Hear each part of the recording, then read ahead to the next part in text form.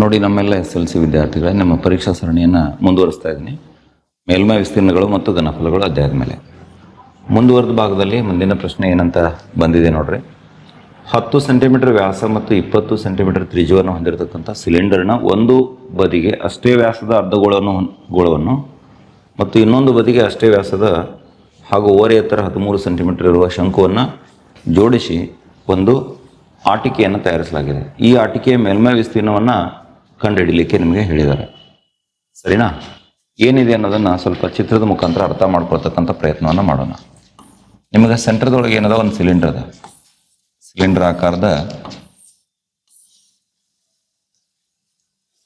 Cylinder ಅದ. ಇದರ ವ್ಯಾಸ 10 centimetre ಇದೆ. ಸಿಲಿಂಡರ್ಗೆ ಸಂಬಂಧಪಟ್ಟ ಹಾಗೆ ವ್ಯಾಸ D = 10 ಸೆಂಟಿಮೀಟರ್ ಅಂದರೆ ಇದರ ತ್ರಿಜ್ಯ R = ಎಷ್ಟಾಗಬೇಕು? 10ರ ಅರ್ಧ ಅಂದರೆ ಎಷ್ಟು ಸೆಂಟಿಮೀಟರ್ ಆಕತಿ? 5 ಸೆಂಟಿಮೀಟರ್ ಆಕತಿ. ಸಿಲಿಂಡರ್ನ ತ್ರಿಜ್ಯ R = ಎಷ್ಟಾಯಿತು?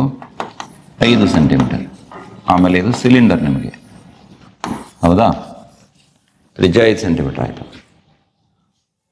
ಮತ್ತು 20 ಸೆಂಟಿಮೀಟರ್ ಎತ್ತರ ಇದೆ. H = ಎಷ್ಟಿದೆ? 20 ಸೆಂಟಿಮೀಟರ್ ಇದೆ. ಈ ಸಿಲಿಂಡರ್ನ ಎತ್ತರ 20 ಸೆಂಟಿಮೀಟರ್ ಇದೆ.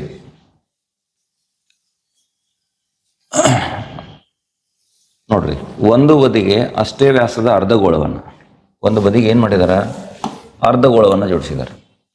ಒಂದು ಬದಿಗೆ ಅಷ್ಟೇ ವ್ಯಾಸದ ಅರ್ಧಗೋಳವನ್ನು ಜೋಡಿಸಲಾಗಿದೆ. ಆಮೇಲೆ ಇನ್ನೊಂದು ಬದಿಗೆ ಏನು ಜೋಡಿಸಿದಾರ? ಶಂಕು. ಇಲ್ಲಿ ನೋಡ್ರಿ, ಈ ಶಂಕುವನ್ನು ಜೋಡಿಸಿದ್ದಾರೆ. ಈ ರೀತಿ ಇದು ನಿಮ್ಗೆ ಶಂಕು, ಆಮೇಲೆ ಇದೇನು? ಅರ್ಧಗೋಳ. ಹಿಂಗೆ ಜೋಡಿಸಿ ಆಟಿಕೆಯನ್ನು ತಯಾರು ಮಾಡಿದೆ. ಅರ್ಧಗೋಳಕ್ಕೆ ಸಂಬಂಧಪಟ್ಟಂಗೆ ತ್ರಿಜ್ಯ ಸೇಮ್ ಆಯಿತು, 5 ಸೆಂಟಿಮೀಟ್ರ್. ಆಮೇಲೆ ಓರೆ ಎತ್ತರ 13 ಸೆಂಟಿಮೀಟರ್ ಐತಿ ಶಂಕುದ್ದು. L = ಎಷ್ಟೈತಿ? 13 ಸೆಂಟಿಮೀಟರ್ ಐತಿ. ತ್ರಿಜ್ಯ ಸೇಮ್ ಆಗ್ಬೇಕಷ್ಟೇ, ಏನು ವ್ಯತ್ಯಾಸ ಆಗೋದಿಲ್ಲ. 5 ಸೆಂಟಿಮೀಟರ್ ಆಗಬೇಕು. ಸರಿ,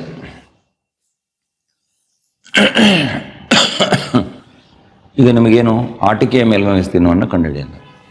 ಈ ಆಟಿಕೆಯ ಮೇಲ್ಮೈ ವಿಸ್ತೀರ್ಣ 3 ಭಾಗದಾಗ ಹಂಚೋಗೈತಿ. ಅರ್ಧಗೋಳದ ಪಾರ್ಶ್ವ ಮೇಲ್ಮೈ ವಿಸ್ತೀರ್ಣ ತಗೋಬೇಕು, ಸಿಲಿಂಡರ್ನ ಪಾರ್ಶ್ವ ಮೇಲ್ಮೈ ವಿಸ್ತೀರ್ಣ ತಗೋಬೇಕು, ಶಂಕುವಿನ ಪಾರ್ಶ್ವ ಮೇಲ್ಮೈ ವಿಸ್ತೀರ್ಣ ತಗೋಬೇಕು. ಈ 3 ವಿಸ್ತೀರ್ಣಗಳನ್ನು ಲೆಕ್ಕಾಚಾರ ಮಾಡಿಕೊಂಡು 3 ಕೂಡಿಸ್ಕೊಂಡ್ಬಿಟ್ರೆ ನಿಮ್ಗೆ ಆಟಿಕೆಯ ಮೇಲ್ಮೈ ವಿಸ್ತೀರ್ಣ ಸಿಗ್ತದೆ. ನಾನು ಒಂದೊಂದೇ ಲೆಕ್ಕಾಚಾರ ಮಾಡ್ತಾ ಹೋಗ್ತೀನಿ. ಮೊದಲಿಗೆ ಅರ್ಧಗೋಳ ತಗೊಳ್ಳೋಣ. ಅರ್ಧಗೋಳದ ಪಾರ್ಶ್ವ ಮೇಲ್ಮೈ ವಿಸ್ತೀರ್ಣ LSE, ಇದನ್ನು A1 ಅಂತ ಸೂಚಿಸ್ತೇನೆ ನಾನು. ಅರ್ಧಗೋಳ ತಗೊಂಡ್ರೆ ಅಂದರೆ ಅದನ್ನು ಪಾರ್ಶ್ವ ಮೇಲ್ಮೈ ವಿಸ್ತೀರ್ಣಕ್ಕೆ ಸೂತ್ರ ಏನು? 2πr². 2πr². 2 × 22 ಇಂಟು 5 × 5. ತ್ರಿಜ್ಯ ಎಷ್ಟಿದೆ? 5 ಇದೆ. ನೋಡ್ರಿ, 5 × 5 = 25. 25 2 50. 5 × 25, 25 2 50. 50 × 22 = 50 × 22 ಭಾಗಲೆ ಎಷ್ಟು? 7. 50 × 5 × 25, 25 2 50. 50 × 22 ಭಾಗಲೆ 7. ಈ ಗುಣಾಕಾರ ಮಾಡ್ರಿ. 5 2 10 ಆಯಿತು, ಒಂದು ಕೈಲ. 5 2 10, 11. ಮತ್ತು ಈ 1 0 1 ಇಡಬೇಕಲ್ಲ, ಡಿವೈಡೆಡ್ ಬೈ ಏನು ಮಾಡಿರಿ? 7. ಸರಿ, ಈಗ 1 1 0 0 7 ಭಾಗಿಸ್ಕೊಂಡ್ಬಿಟ್ರೆ ನಿಮಗೇನು ಸಿಗ್ತೈತೆ ಅಂದ್ರೆ ಅರ್ಧಗೋಳದ ವಿಸ್ತೀರ್ಣ ಸಿಗ್ತದೆ. ಸರಿ, ಭಾಗಾಕಾರ ಮಾಡಿರಿ, ದೀರ್ಘ ಭಾಗಾಕಾರ ಮಾಡಿ ಹೇಳ್ರಿ. ಇದು ನಿಮಗೆ 157.14 ಕೊಡುತ್ತದೆ. 157.14 ಚದರ ಸೆಂಟಿಮೀಟರ್ ಆಯಿತು. ಇದು ಅರ್ಧಗೋಳದ ವಿಸ್ತೀರ್ಣ ಆಯಿತು. ಇನ್ನು ಎರಡನೇದು ಏನು ತಗೊಳ್ಳೋಣ ಅಂದ್ರೆ ಸಿಲಿಂಡರಿನ ಭಾಗದ ವಿಸ್ತೀರ್ಣ. ಸಿಲಿಂಡರ್ನ ಭಾಗದ ಅದು ಪಾರ್ಶ್ವ ಮೇಲ್ಮೈ ವಿಸ್ತೀರ್ಣ. ಪಾರ್ಶ್ವ ಮೇಲ್ಮೈ ವಿಸ್ತೀರ್ಣ ಅಂದರೆ ಇದನ್ನು A2 ತಗೊಳ್ಳೋಣ. ಸೂತ್ರ ಏನಪ್ಪ ಅಂತಂದರೆ 2πrh. ಸಿಲಿಂಡರ್ನ ಪಾರ್ಶ್ವ ಮೇಲ್ಮೈ ವಿಸ್ತೀರ್ಣಕ್ಕೆ ಇರ್ತಕ್ಕಂಥ ಸೂತ್ರ 2πrh. ಎರಡು ಹಾಗೆ ಇರಲಿ. 22/7 ಇಂಟು ತ್ರಿಜ್ಯ R ಎಷ್ಟಿದೆ? 5 ಇದೆ. ಆಮೇಲೆ ಎತ್ತರ ಎಷ್ಟಿದೆ? 10 ಸೆಂಟಿಮೀಟರ್ ಇದೆ. ಎತ್ತರ 10. ಎತ್ತರ 10 ಇಲ್ಲ 20 ಇದೆ, 20 ಸೆಂಟಿಮೀಟರ್ ಇದೆ, 20 ಹಾಕ್ರಿ. ಈಗ ನೋಡ್ರಿ ಇದನ್ನು ಮತ್ತೆ ಸುಲಭೀಕರಣ ಮಾಡ್ಕೋಬೇಕು. 44 ಗುಂಡ್ಲೆ ಇದು 100, 5 2 10 ಅಂದರೆ 100 ಆಯಿತು, ಡಿವೈಡೆಡ್ ಬೈ 7. 4400 divided by 7. 4400ಕ್ಕೆ 7 ಭಾಗಿಸ್ರಿ, ಎಷ್ಟು ಬರ್ತದೆ ನೋಡಿರಿ. 4400. 4400ಕ್ಕೆ ನೀವು 7ರಿಂದ ಭಾಗಿಸಿದ್ರೆ ಬರ್ತಕ್ಕಂಥ ಬೆಲೆ 628.57 ಬರ್ತದೆ. 628.57 ಚದರ ಸೆಂಟಿಮೀಟರ್. ಏನು ಬೇಕು? ಯಾಕೆ ತೆಗೆದು ಕಿಲಿ ಆಗ್ತದೆ ಮತ್ತು ನೋಡ್ರಿ. ಸಿಲಿಂಡರ್ ಭಾಗದ ಪಾರ್ಶ್ವ ಮೇಲ್ಮೈ ವಿಸ್ತೀರ್ಣವನ್ನು ತಗೊಂಡ್ರಿ. ಇನ್ನು ಏನು ಬೇಕು ನೆಕ್ಸ್ಟ್ ನಿಮ್ಗೆ? ಶಂಕುವಿನ ಭಾಗದ ಪಾರ್ಶ್ವ ಮೇಲ್ಮೈ ವಿಸ್ತೀರ್ಣ ಬೇಕು. ಶಂಕುವಿನ ಪಾರ್ಶ್ವ ಮೇಲ್ಮೈ ವಿಸ್ತೀರ್ಣ LS, ಇದನ್ನು A3 ತಗೊಳ್ಳೋಣ. ಇದಕ್ಕೇನು ಸೂತ್ರ ನಮ್ಗೆ? ಪಾರ್ಶ್ವ ಮೇಲ್ಮೈ ವಿಸ್ತೀರ್ಣ πr. ಅಲ್ಲೇ ಓರೆ ಎತ್ತರ ಕೊಟ್ಟಿದ್ದಾರೆ, ತ್ರಿಜ್ಯಂತೂ ಗೊತ್ತೈತಿ, ನೇರವಾಗಿ ಸೂತ್ರ ಬೆಲೆ ಹಾಕ್ರಿ. A3 = π ಅಂದರೆ 22/7. ತ್ರಿಜ್ಯ ಸೇಮ್ 5 ಸೆಂಟಿಮೀಟರ್ ಅಲ್ಲ, ತ್ರಿಜ್ಯ 5 ಸೆಂಟಿಮೀಟರ್ ಇದೆ, 13 ಸೆಂಟಿಮೀಟರ್ ಓರೆ ಎತ್ತರದ್ದು. 5 ಗುಂಡ್ಲೆ 13, 22 ಗುಂಡ್ಲೆ 65, 13 5 65 ಡಿವೈಡೆಡ್ ಬೈ 7. 22 65 ಗುಣಿಸ್ರಿ ಮೊದಲ. 22 ಮತ್ತು 65 ಗುಣಿಸಿದ್ರೆ ನಿಮಗೆ 1430 ಬರ್ತದೆ. ಅದಕ್ಕೆ 7ರಿಂದ ಭಾಗಿಸ್ರಿ. 1430 ಡಿವೈಡೆಡ್ ಬೈ 7.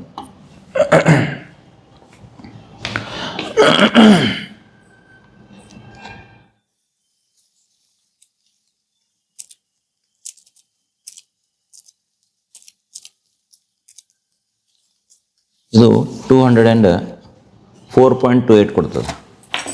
204.28 ಚದರ ಸೆಂಟಿಮೀಟರ್ ಬರ್ತದೆ.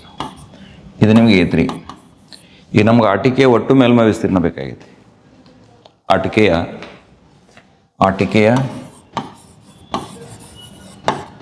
ಒಟ್ಟು ವಿಸ್ತೀರ್ಣ =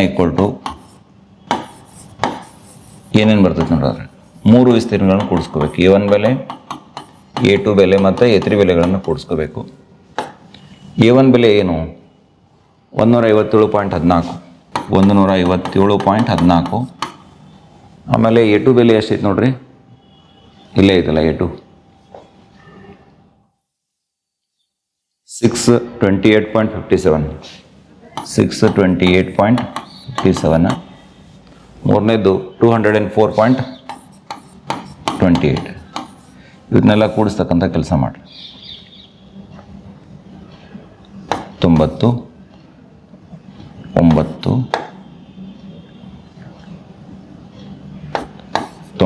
ಇದು 6 7 8, 6 2 8 9, 989.99 ಬರ್ತದೆ.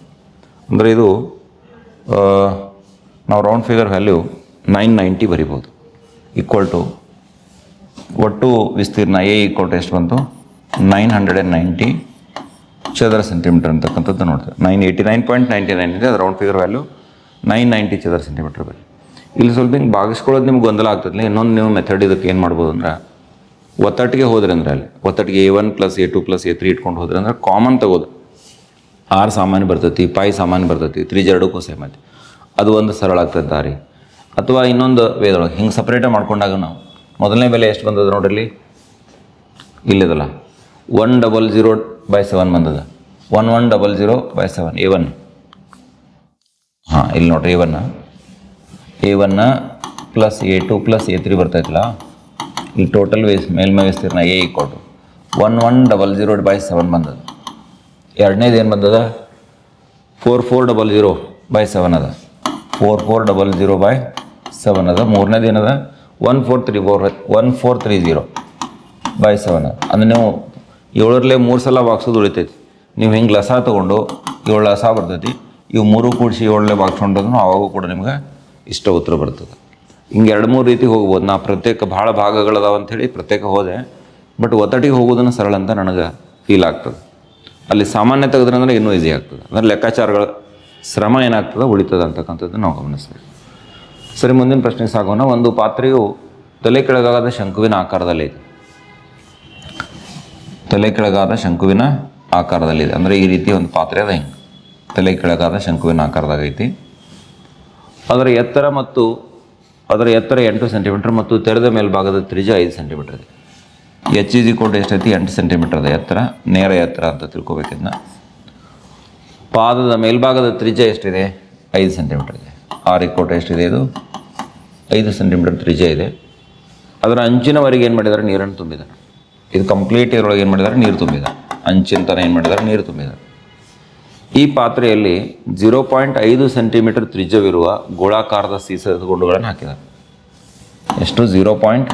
ನೋಡ್ರಿ, ಸೀಸದ ಗುಂಡುಗಳದಾವ. ಇಂಥವು ಸೀಸದ ಗುಂಡ. ಇದರ ತ್ರಿಜ್ಯ ಎಷ್ಟೈತಿ? ಆರ್ ಈಕ್ವಲ್ ಟು 0.5 ಸೆಂಟಿಮೀಟರ್ ತ್ರಿಜ್ಯ ಹೊಂದಿರತಕ್ಕಂತಹ ಗೋಳಾಕಾರದ ಸೀಸದ ಗುಂಡುಗಳನ್ನು ಹಾಕಿದಾಗ 1/4 ಭಾಗದಷ್ಟು, ಅಂದರೆ ಇದ್ರ 1/4 ಭಾಗದಷ್ಟು ನೀರೇನಾಕತಿ?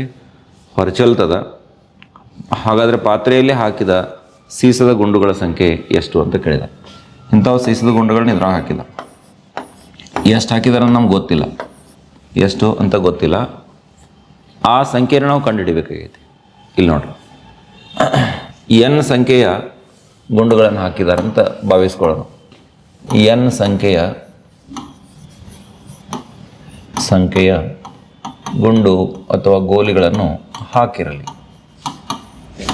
n ಸಂಖ್ಯೆಯು ಹಾಕಿದಾರಂತಂದ್ರೆ ನೋಡ್ರಿ, n ಇಂಟು ಒಂದು ಗೋಲಿಯ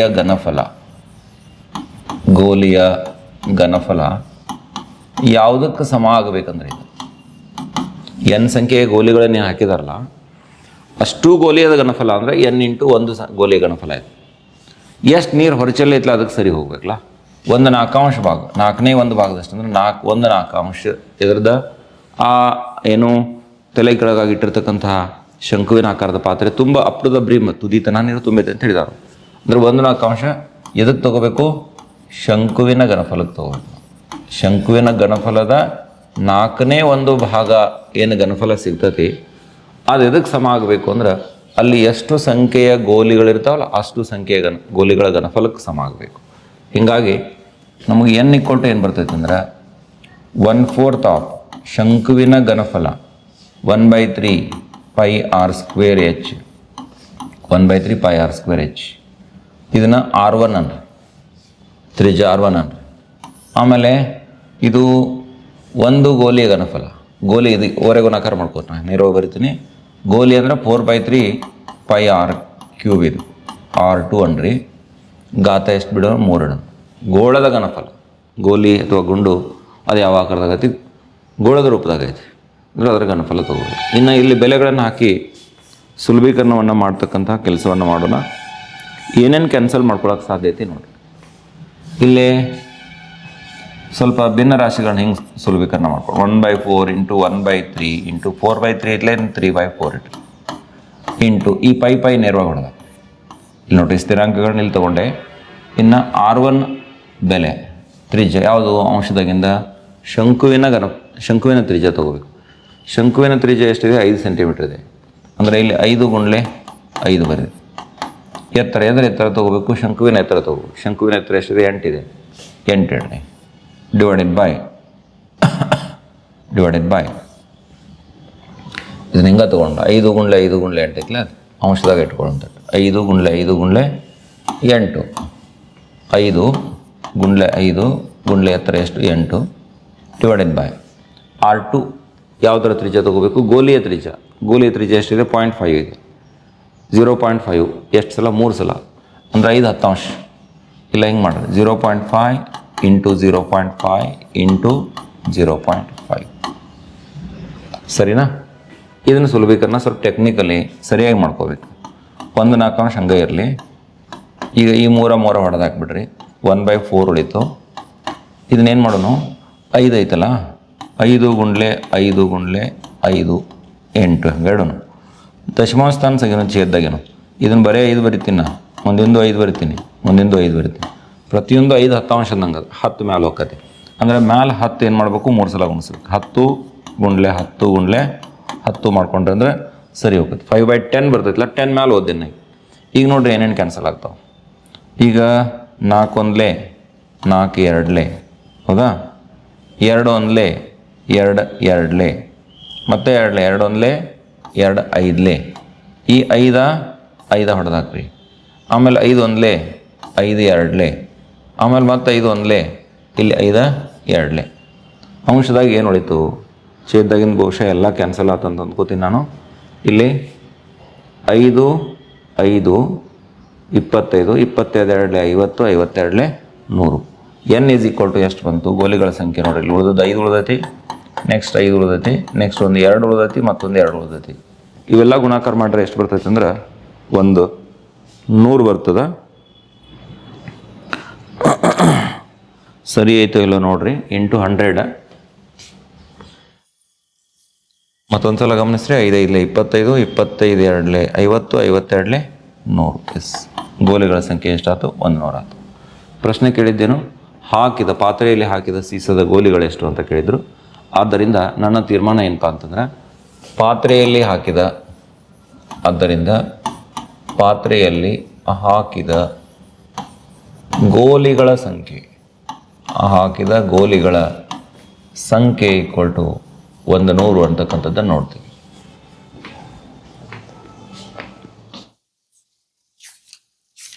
ಲೆಕ್ಕಾಚಾರ ಇನ್ನೊಂದ್ಸಲ ಚೆಕ್ ಮಾಡ್ಕೊಂಡ್ಬಿಡೋಣ. ಇವರೇನೋ ಬಿಡಿಸಿದ್ದು 20 ತೋರಿಸ್ತಾ ಇದ್ದಾರೆ. ಮತ್ತೆ ಹೆಂಗಾಕತ್ತಿದು?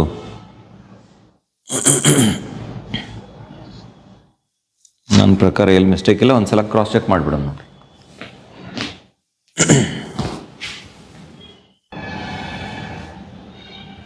ನನ್ನ ಒಂದು ಅಬ್ಸರ್ವೇಷನ್ ಪ್ರಕಾರ ಎಲ್ಲಿ ಲೆಕ್ಕಾಚಾರ ತಪ್ಪಿಲ್ಲ.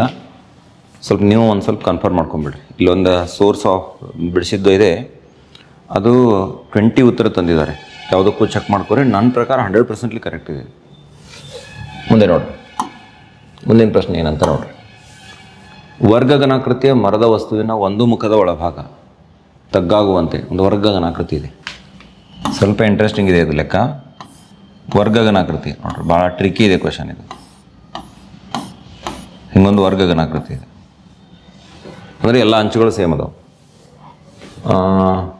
ಒಂದು ಮುಖದ ಒಳಭಾಗವು ತಗ್ಗಾಗುವಂತೆ ಅರ್ಧಗೋಳವನ್ನು ಕೊರೆದಿದ.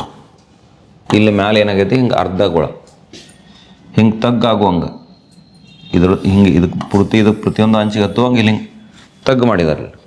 ಅರ್ಧಗೋಳನ ಕೊರೆದಿದ್ದಾರೆ. ಇದು ನಿಮ್ಗೆ ಲಕ್ಷ್ಯ ಇರಲಿ. ಇದು ಅರ್ಧಗೋಳವನ್ನು ಕೊರೆದಿದ್ದಾರೆ, ತಗ್ಗ ಮಾಡಿದ್ದಾರೆ. ಹಿಂಗೆ ನೀವು ಇಮ್ಯಾಜಿನೇಷನ್ ಮಾಡ್ಕೋಬೇಕಲ್ಲ, ನಂಗೆ ಡ್ರಾ ಮಾಡೋದು ಸೂಕ್ತ ಆಗೋದಿಲ್ಲ. ಸರ್ಫೇಸ್ ಒಂದು ಮುಖದ ಮೇಲೆ ಹಿಂಗೆ ಪೂರ್ತಿ ಅಂಚಿಗೆ ಹತ್ತುವಂಗೆ ಒಂದಿಷ್ಟು ಬಿಟ್ಟಲ್ಲ, ಅರ್ಧಗೋಳವನ್ನು ಕೊರೆದಿದ್ದಾರೆ. ವರ್ಗಗಣದ ತಗ್ಗಾಗುವಂತೆ ಪ್ರತಿ ಮುಖದ ಒಳಭಾಗವು ತಗ್ಗಾಗುವಂತೆ ಅರ್ಧಗೋಳವನ್ನು ಕೊರೆಯಲಾಗಿದೆ.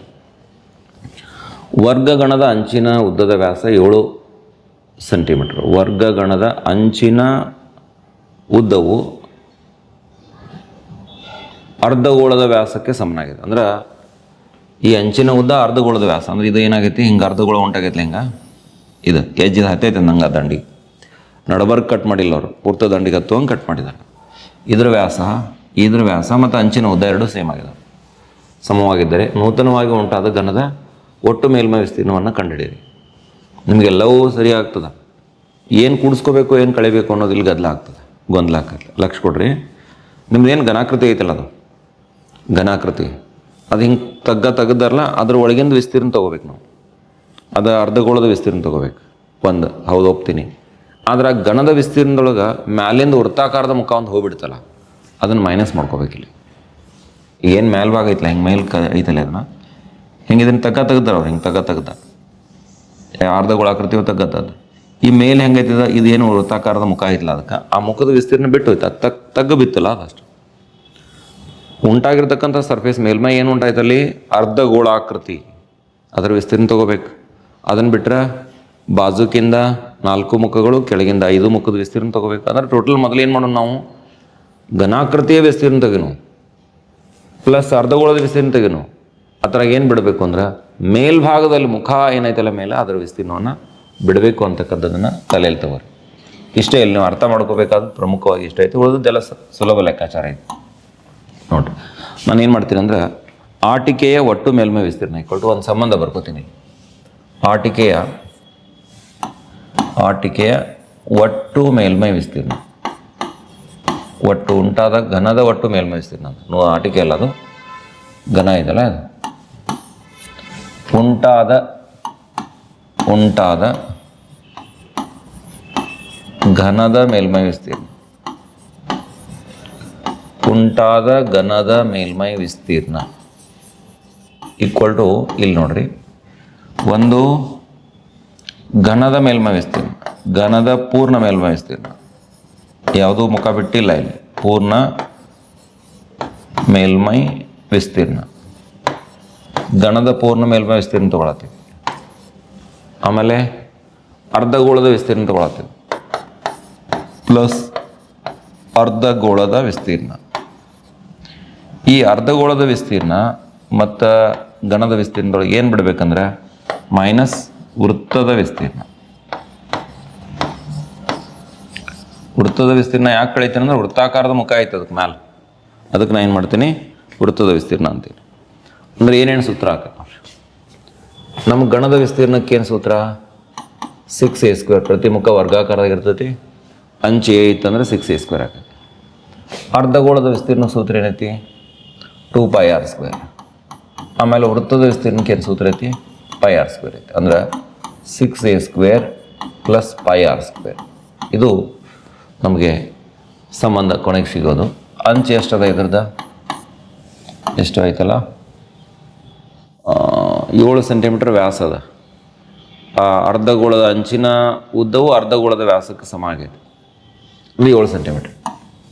7² ಅಂದರೆ 7 × 7 + 22/7 ಇಂಟು ತ್ರಿಜ್ಯ 7/2 ಅಲ್ಲ, ಅದು 7 ಸೆಂಟಿಮೀಟರ್ ಅಂಚು ಐತೆ ಅಂದ್ರೆ ತ್ರಿಜ್ಯ ಎಷ್ಟಾದ್ರೆ ಅರ್ಧ ಆಗಬೇಕು. ವ್ಯಾಸ 7 ಸೆಂಟಿಮೀಟರ್ ಐತೆ, ಅರ್ಧ ವೃತ್ತಾಕಾರದ ಮುಖದ, ಅದರ ಅರ್ಧ 7/2 ಇಂಟು 7/2 ಮಾಡಿ 7 ಹೊಡೆದಾಕ್ರಿ. 2 1 2 11, ಆಮೇಲೆ 6 7 7 49, 6 × 49 ಡೈರೆಕ್ಟ ಮಾಡಲ್ಲ. 49ಕ್ಕೆ 6 ಗುಣಿಸಿದ್ರೆ 6 9 54, 5 ಕೈಲ 6 4 24, 1 5 29, 294 ಬಂತು.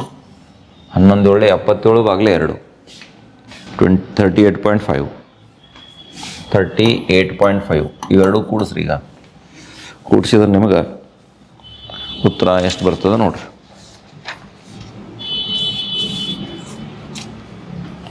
$294 + 38.5 ಮಾಡಿರಿ.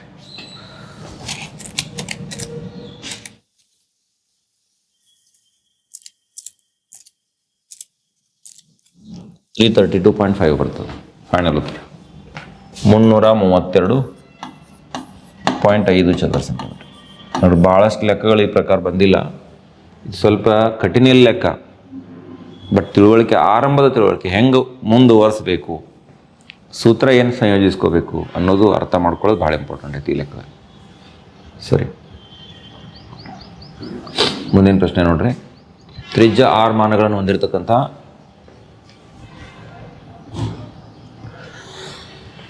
ಗೋಳದ ಘನಫಲವನ್ನು ಕಂಡುಹಿಡಿತಕ್ಕಂಥ ಸೂತ್ರ. ಗೋಳದ ಘನಫಲ ಅಂದ್ರೆ 4/3 πr³ ಅನ್ನೋದು ನಿಮ್ಗೆ ಗೊತ್ತೈತಿ. ಇದೆಲ್ಲ ಐತೆ ನೋಡ್ರಿ ಘನಮಾನಗಳು. 4/3 πr³ ಘನಮಾನಗಳು 4 ಎಲ್ಲಿ ಕಾಣಾಕ್ತೈತಿ? ಆಪ್ಷನ್ ಬಿದಾಗ ಐತಿ. ಬಿ ಇದ್ದದ್ದು ಸರಿಯಾಗಿರ್ತಕ್ಕಂಥ ಉತ್ತರ ಆಗ್ತದೆ ಅನ್ನೋದನ್ನು ಗುರುತಿಸ್ತೀವಿ. ಸೂತ್ರ ಒಂದು ಕಡ್ಡಾಯವಾಗಿ ಕೇಳಿರ್ತಾರೆ, ಸೂತ್ರ ಎಲ್ಲ ಪರ್ಫೆಕ್ಟ್ ಮಾಡಿ. ಕೊಟ್ಟಿರುವ ಚಿತ್ರದಲ್ಲಿ ಘನಾಕೃತಿಯ ಪೂರ್ಣ ಮೇಲ್ಮೈ ವಿಸ್ತೀರ್ಣವನ್ನು ಕಂಡುಹಿಡಿಯಿರಿ ಅಂತ ಹೇಳಿದ್ದಾರೆ. ಪ್ರಶ್ನೆ 34. ಚಿತ್ರ ಬಂದಿಲ್ಲ, ಇಲ್ಲಿ ಚಿತ್ರ ಡ್ರಾ ಮಾಡ್ತೀನಿ ನೋಡ್ರಿ.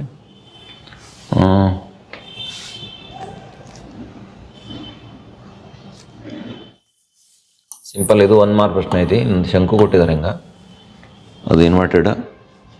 ಎಲ್ಲ RIH, ಇದು ಎಲ್ಲಿದೆ, ಇದು H ಇದೆ, ಆಮೇಲೆ ಇದು ಎಷ್ಟಿದೆ, R ಇದೆ. ಕೊಟ್ಟಿರುವ ಚಿತ್ರದಲ್ಲಿ ಘನಾಕೃತಿಯ ಪೂರ್ಣ ಮೇಲ್ಮೈ ವಿಸ್ತೀರ್ಣ. ಇಲ್ಲಿ ಘನಾಕೃತಿಯ ಪೂರ್ಣ ಮೇಲ್ಮೈ ವಿಸ್ತೀರ್ಣ ಸೂತ್ರ A = ಏನು? ಇದು ಶಂಕು ಇರೋದ್ರಿಂದ πr × R + L ಚದರ್ಮಾನಗಳು. ಚದರಮಾನಗಳು ಅಂತ ಬರೀಬೇಕು. Pi R into bracket R plus L ಚದರಮಾನಗಳು. ಇಲ್ಲಿ ಪೂರ್ಣ ಮೇಲ್ಮೈ ವಿಸ್ತೀರ್ಣ ಕೇಳಿದೆ. ಸರಿ, ಮುಂದಿನ ಪ್ರಶ್ನೆ.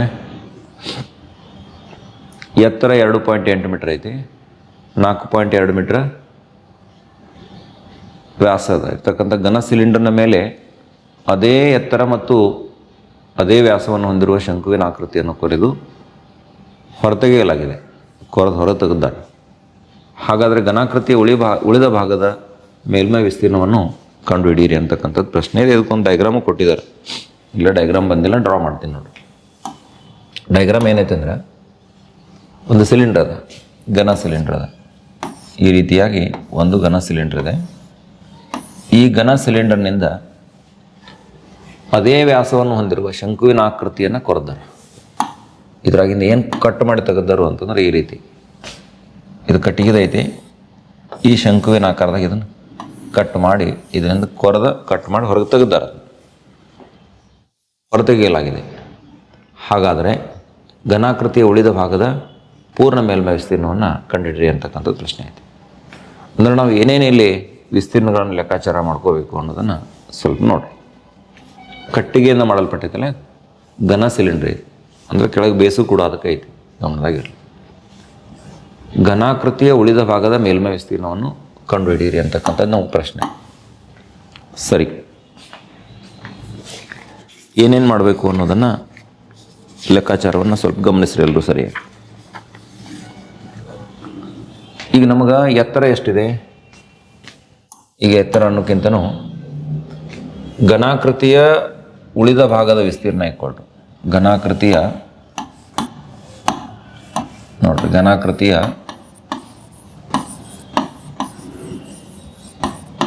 ಉಳಿದ ಭಾಗದ ವಿಸ್ತೀರ್ಣ ಇಕ್ಕೊಳ್ತು. ಇಲ್ಲಿ 3 ರೀತಿ ಹಂಚಿ ಹೋಗ್ತದೆ. ಪಾರ್ಶ್ವ ಮೇಲ್ಮೈ ವಿಸ್ತೀರ್ಣ ತಗೋಬೇಕು. ಒಂದನೇದು ಸಿಲಿಂಡರ್ನ LSA, ಪಾರ್ಶ್ವ ಮೇಲ್ಮೈ ವಿಸ್ತೀರ್ಣ LSA. ಆಮೇಲೆ ಸಿಲಿಂಡರ್ನ ಪಾದದ ವಿಸ್ತೀರ್ಣ ತಗೋಬೇಕು. ಸಿಲಿಂಡರಿನ ಪಾದದ ವಿಸ್ತೀರ್ಣ ತಗೋಬೇಕು. ಪಾದ ಎಲ್ಲೂ ಕಟ್ಟಾಗಿ ಹೋಗಿಲ್ಲ, ಅದು ಪಾದ ಹೆಂಗದ್ದಂಗೆ ಐತಿ. ಅದರ ಎಜ್ಜತನ ಅದನ್ನು ಶಂಕು ಕಟ್ ಮಾಡಿದ್ದಾರೆ, ಕತ್ತರಿಸಿದ್ದಾರೆ ಅಷ್ಟೇ. ಇನ್ನು ಮೇಲ್ಭಾಗದ ವಿಸ್ತೀರ್ಣ ಏನಾತ್ರಿ ಅಂತ ಅನ್ಬೇಡ್ರಿ, ಅದನ್ನ ಹಿಂಗೆ ಕತ್ತರಿಸಿ ತೆಗೆದಾರೆ ಮ್ಯಾಲಿಂದ, ಉಳಿದಿಲ್ಲ ಅಲ್ಲಿ ವಿಸ್ತೀರ್ಣ ಉಳಿದಿಲ್ಲ. ಅದು ಹೊಸ ವಿಸ್ತೀರ್ಣ ಕ್ರಿಯೇಟ್ ಆಗೈತೆ. ಹಂಗೆ ಶಂಕುವಿನ ಆಕಾರದಾಗ ಉತ್ಪತ್ತಿ ಆಗೈತಿ. ಅಂದರೆ ಶಂಕುವಿನ ಪಾರ್ಶ್ವ ಮೇಲ್ಮೈ ವಿಸ್ತೀರ್ಣ ತಗೋಬೇಕು. ಏನು ತಗೋಬೇಕು? ಶಂಕುವಿನ ಪಾರ್ಶ್ವ ಮೇಲ್ಮೈ ವಿಸ್ತೀರ್ಣ ಅಂದರೆ LSA ತಗೋಬೇಕು. ಇವು 3ಕ್ಕೂ ಸೂತ್ರ ಬರೋಣ.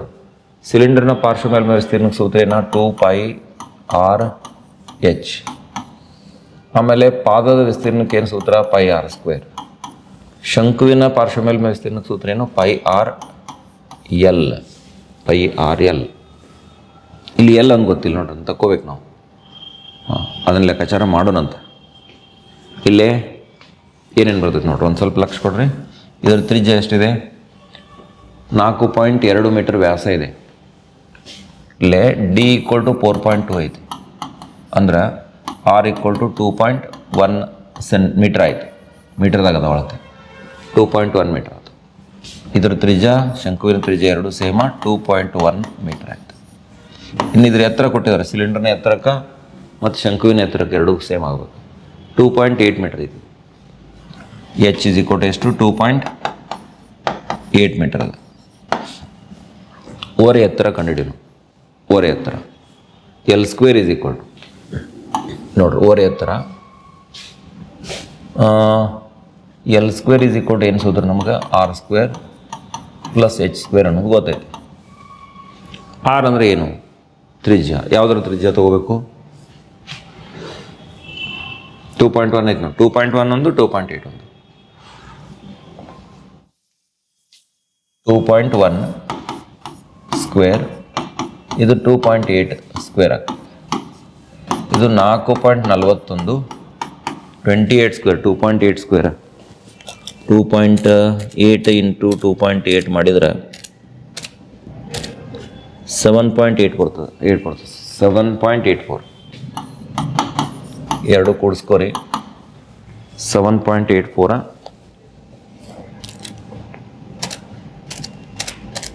ಅದಕ್ಕೆ ಎಷ್ಟು ಕೂಡಿಸ್ಬೇಕು ಅಂತಂದ್ರೆ 4.41 ಕೂಡಿಸ್ಬೇಕು.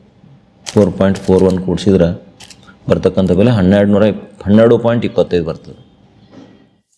12.25 ವರ್ಗಮೂಲ ತೊಗೋಬೇಕು. 12.25 3.5 ಬರ್ತದೆ.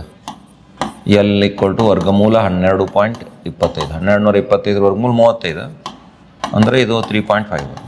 ಓರೆ ಹತ್ರ ಎಲ್ ಈಕ್ವಲ್ ಟು ಎಷ್ಟಾಯ್ತು? 3.5 ಮೀಟ್ರ್ ಆಯ್ತು. ಇಷ್ಟು ಬೆಲೆಗಳನ್ನು ಇಲ್ಲಿ ಹಾಕ್ರಿ ಸುಲಭೀಕರಣ ಮಾಡಿ. ನಾನು ಏನು ಸಾಧ್ಯ ಇಲ್ಲ ಅದನ್ನ ಸಾಮಾನು ತೆಗಿತೀನಿ ನೋಡಿ. ಪೈ ಸೇಮ್ ಐತೆ ಎಲ್ಲ ಕಡೆ, ಆರ್ ಸೇಮ್ ಐತಿ ಇದನ್ನು ತೆಗೀವಿ. ಪೈ ಆರ್ ತೆಗೆದ್ರಂದ್ರೆ 2H ಉಳಿತು. ಇಲ್ಲಿ ಪೈ ಆರ್ ತೆಗೆದಿನಿ ಬರೋ ಆರ್ ಉಳಿತು, ಪೈ ಆರ್ ತೆಗೆದಿನಿ ಎಲ್ ಉಳಿತು. ಪೈ ಅಂದರೆ 22/7 ತೊಗೊಳ್ಳೋಣ. 3J ಎಷ್ಟಿದೆ? 2.1 ಇದೆ ಅಂದರೆ 21/10 ಬರೀರಿ. 2 ಇಂಟು H ಎತ್ತರ 2.8 ಇದೆ ಸಿಲಿಂಡರ್ನ ಎತ್ತರ, ಅದನ್ನು 28/10 ಬರೀನು. ಈಸಿ ಆಗ್ತದೆ ಸುಲಭೀಕರಣ. ಆರ್ ಎಷ್ಟೈತಿ? 21/10 ಬರೀ. 2.1 ಐತಿಲ್ಲ, ಅದನ್ನ 21/10 ಬರೀನು. ಓರೆ ಎತ್ತರ ಎಷ್ಟು? 3.5 ಬಂದೈತೆ, ಅದನ್ನ 35/10 ಮಾಡಿ. 3.5 ಬದಲಿ 35/10 ಬರೀ. ಸ್ವಲ್ಪ ಸುಲಭೀಕರಣಕ್ಕೆ ಅನುಕೂಲ ಆಗ್ತದೆ ಅಷ್ಟೆ.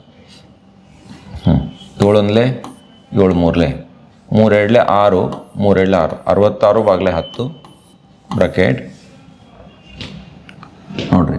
2 ಇಂಟು H 2 8 16 ಒಂದು ಕೈಲ 2 4 1 5 56 ಆಯ್ತು. ಪ್ಲಸ್ ಇದು 21 ಪ್ಲಸ್ ಎಷ್ಟು? 35. ಅಷ್ಟು ಕೂಡಿಸ್ರಿ 10 ಲಸ ಬರ್ತದೆ. 56 21 35 ಕೂಡಿಸ್ರಿ. 56 21 ಮತ್ತು 35. 56 21 35 ಅಷ್ಟು ಕೂಡಿಸಿದ್ರೆ 112 ಬರ್ತದೆ. 112 ಬರೀರಿ. 66 ಗುಂಡ್ಲೆ 112 ಬಾಗ್ಲೆ 10 ಗುಂಡ್ಲೆ 10 ಅಂದರೆ ಎಷ್ಟು ಆಕತಿ? 100 ಆಕತಿ. 66 ಇಂಟು 112 ಮಾಡಿ. 66 ಇಂಟು 112 ಮಾಡಿದ್ರೆ ನಿಮ್ಗೆ 7392 ಬರ್ತದೆ. 7392 7392ಕ್ಕೆ 100 ಭಾಗಿಸ್ತೇವೆ. 2 ದಶಮಾಂಶ ಸ್ಥಾನ ಸೇರಿಸ್ಬೇಕು ಅಂದರೆ 73.92 ಚದರ ಸೆಂಟಿಮೀಟರ್. 73.92 ಚದರ ಸೆಂಟಿಮೀಟರ್ ಬರ್ತದೆ ಅಂತಕ್ಕಂಥದ್ದನ್ನು ನಾವು ಗಮನಿಸ್ತೀವಿ.